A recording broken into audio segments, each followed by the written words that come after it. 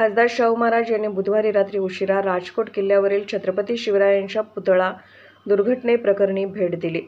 यावेळी शाहू महाराज म्हणाले की घडलेली घटना ही पूर्णतः दुःखद घटना आहे। आजवर अशी कुठलीही घटना घडलेली नाही। सर्वांसाठी ही दुःखद घटना आहे।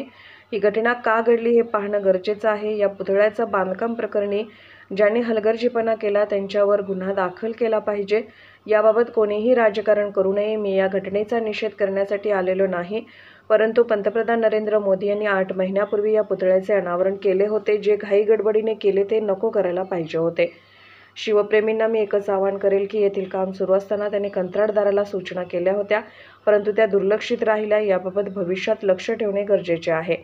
मुंबईत होणाऱ्या मोर्चा संदर्भात अजून मला तशी माहिती नाही, पण त्या संदर्भात विचार केला जाईल। दीपक केसरकर यांनी केलेले वक्तव्य चुकीचे आहे।